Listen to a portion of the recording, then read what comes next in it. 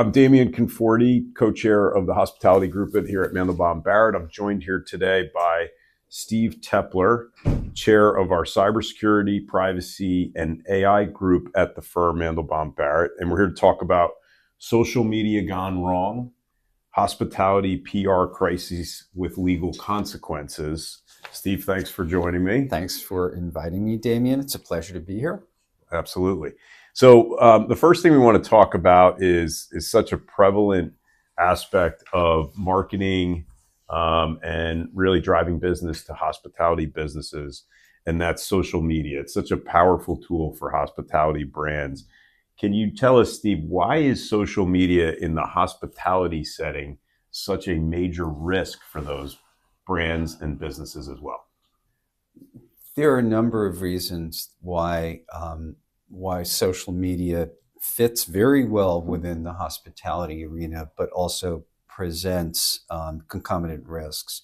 The risks are that you don't know how your social media participants, those who are creating it, are going to present, what they're going to represent, whether what they do is something that can be covered by insurance if something goes wrong. If they give the kind of advice that is that can wind up turning into a dispute or a lawsuit or some such, and whether or not the social media site itself has problems that that the client, the hospitality participant, will inherit. Because in the end, your social media players are vendors to the hospitality groups. Am I correct? Yes, absolutely. So if you're a service provider and you're a service provider in the digital realm, you carry with you all of the risks that any other service provider that touches your network or has access to your network, meaning the hospitality network, and can experience. And you can have all the protections you need or all the protections you like as a hospitality participant, but if you allow somebody within, inside the fence, you basically are taking your chances unless you know what you're getting into. So generally speaking, I would imagine it's important for our viewers who are in the hospitality business to know they have to have certain guidelines in place on social media use for the employees, anyone speaking on behalf of the hospitality business. Is that something, legally speaking, that they can do with their employees or anybody who is an agent of or speaking on behalf of the business? So for employees, I think it's important to have policies in place, very, very well articulated policies about what employees can or cannot do in connection with promoting the organization. I mean, we have non-disparagement clauses in contracts. The last thing you want to have is an employee posting something on social media saying, yeah, there were flies in the kitchen, but otherwise the food was good. You really want to make sure that anything that gets posted by an employee, to the extent possible, gets monitored or curated, not so much to censor, but it's a business, and if you have an employee, employees should have some sort of loyalty to their employer. And when does the employer have to know where to draw the line on what could be curated for or by the employer on behalf of the employee, or tell the employee what they can do or not do in terms of infringing on their individual rights? I guess there's a dichotomy between commercial speech and opinion. If in your employment agreement or in your employee handbook, if you're not a contracted for employee, there should be specific articulated language that from a protective perspective, bad choice of words, starts out very prohibitive. Like, unless otherwise authorized in writing between employee and employer, employee agrees not to post anything on social media. Interesting. And then sort of blend in and say, okay, and permit it slowly and monitor what you do and see how it turns out, see see how employees really do when they start posting. So our business owners should feel comfortable erring on the side of being more restrictive, is what you're saying. Yeah, unfortunately, business has to be done, and I want people to go out there, and I want to get likes, and I want to get recognized, and this employee has really good riz, really good charisma, and so employers may rush into this, not realizing that there may be consequences that are unforeseen, and that's always a risk when you rush into something like this. Now, one issue that's come up recently, and there are certain ways now that an employee can be interacting. Really, anyone can be interacting on social media, sort of live, without the employer or other people around them knowing that it's actually going on, right? In the workplace, around the workplace, like, for example, the meta glasses, right? Those can be being used, recording audio and video without someone knowing about it. It can be live streaming without somebody knowing about it. It's not only recording, but you're talk about unscripted, real life. This is not role play. This is not rehearsed. Uncensored. Just think of the damage that can be done to a hospitality participant if this is permitted to go in an unrestricted manner. How do you restrict it? How do you protect against that? That's a very good question. It is going to be very hard. I mean, I don't know that there's going to be a meta detector, a meta glasses detector. I wouldn't be surprised if there is one. But if you have a high volume turnover of clients, it's going to be really hard.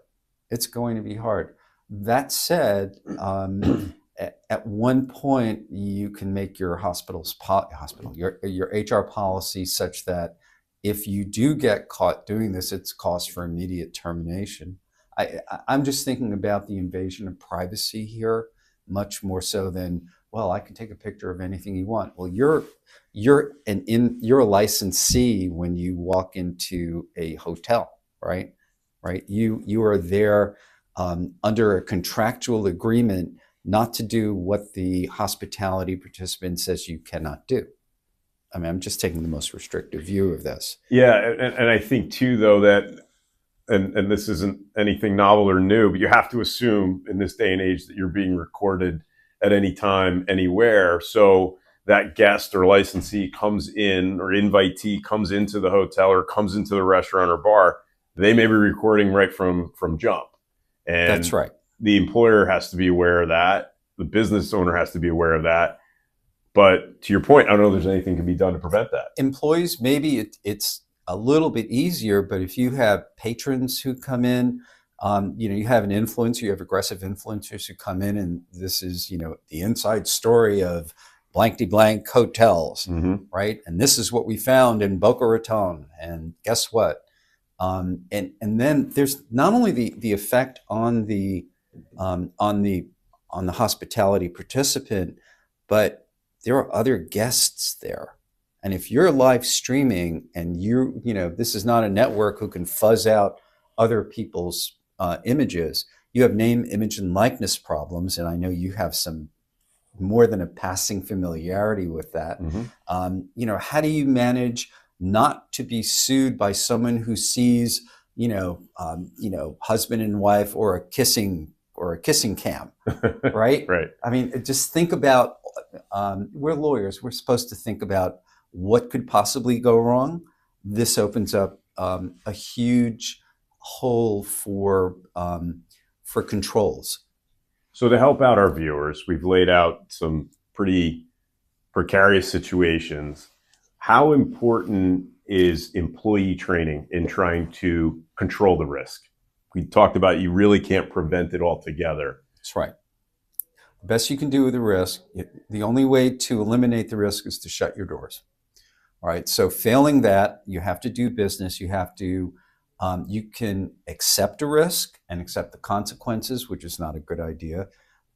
In my world, what we do is create what are called controls, compensating controls that mitigate the risk, that reduce either the likelihood or the impact of a risk. So there are a couple of things you can do. Number one, you can disclaim responsibility for someone who comes in using a recording device and say, while we take appropriate measures to protect your privacy, it is impossible to scan everybody or check everybody who might have a hidden or stealth recording device. And accordingly, please be aware that you may be recorded without your permission, and we disclaim any liability. So a written disclaimer is for one. Right when you sign on the dotted line and you check in. And how about training in terms of the employees from management down to lower level staff? You train well. Your lower level staff actually can be your best detectives, because typically they're younger and they know what to look for. And there'll be tells, just like a gambling operation knows when there's Right. a card counter. You'll know when somebody's trying to record, because they're, the way that you look as a human being is not like this, unless you're a stalker. But Right. I think that there'll be analog ways of detecting this by behavior. And if you train your employees for that, you can have the employee come in and tap the person on the shoulder and say, it appears that you're using a recording device. Please do not. And twice ask them, and then eject them on the third time. So let's shift a little bit to something else that you specialize in here at the firm in helping our clients and various businesses, and that's cybersecurity. Where does it rank cybersecurity risks for hospitality businesses today, things that they need to be concerned about? How real is the threat of a cybersecurity risk for a hospitality business? Some of the largest breaches out there have been hospitality-oriented breaches, large hotel chains, entertainment, MGM, I believe. I can name a few.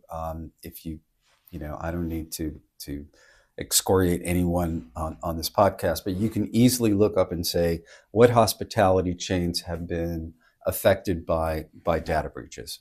The problem with that is first of all, they have a huge number of individuals, and that number keeps growing, exponentially with each passing season or each passing day or week. There are enhanced controls that are available for these participants to minimize the risk of either what we call a ransomware attack, where the information gets locked up and the enterprise can't use it, or by what we call an exfiltration, or an unauthorized disclosure to when we call criminals threat actors, who then basically try buy and sell this information, all of these credentials, on the dark web. And that business is a thriving business. It's the underground economy. The digital underground economy is huge, but there are what we talk about is a three-legged approach to data security, to security in general. One is your technical controls, and those are your whiz-bang firewalls and spam filters and endpoint detection, data loss prevention devices and software. Then you have your administrative controls, which are what we talked about, and those are policies. And so, but with policies, you have to draft a policy, you have to know what the risks are, draft a policy against them, and then enforce them and monitor them. And then there are the physical controls, which is locking your door. In my world, the analogy I use is you can build a house with 12 doors, and if you put really good locks on 11 of them, you're not almost secure.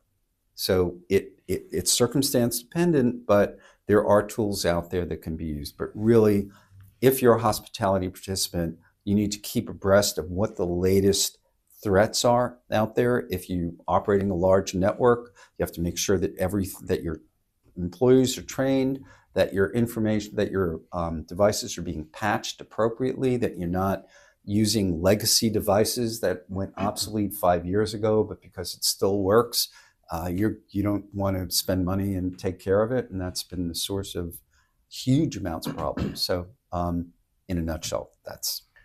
So for our smaller, mom and pop type businesses, cybersecurity essential. I would say your opinion would be It's essential. It's like having a lock on the door.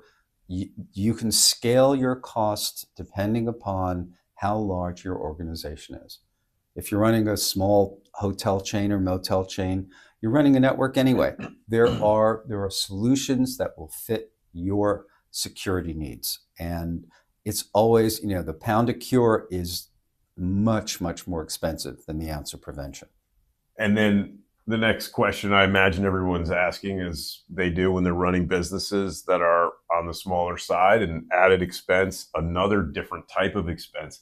How effective is the insurance? Is it good? Is it going to be worth the cost? It's worth the cost. Bottom line, it's worth the cost. You have to read your policy limits, what's covered, what's not, what are called sublimits, which are limits to certain types of coverage within an insurance policy. But what's been happening with cybersecurity insurance lately is that carriers are beginning to require that you take care of your house.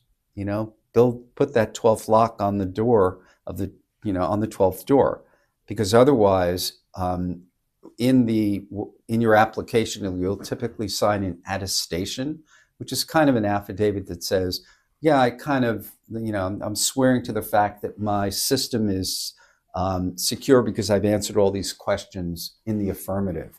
If you answer those questions and you lie about it, your claim might be denied. So it pays to be proactive in just acquainting yourself with what security solutions are available for your particular niche in the hospitality arena.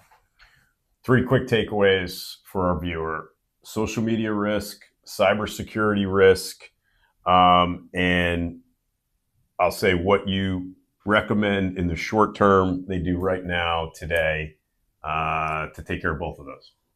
Cyber insurance first, cyber insurance second, and cyber insurance third, because your breach cost can explode.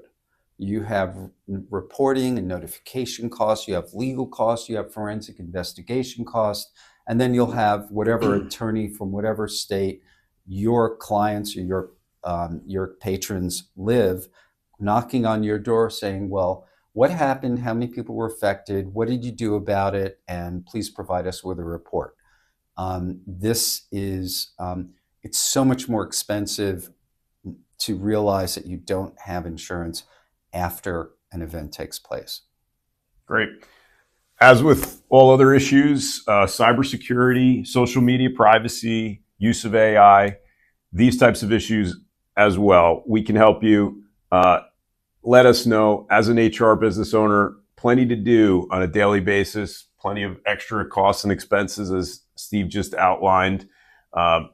Those are questions that we at Mandelbaum Barrett are equipped to handle. And Steve, thank you very much. Thank you. Appreciate it, Damian. Coming on and always a pleasure. Yeah, and letting us know about something that is definitely very relevant, but unfortunately not widely known. Thank you.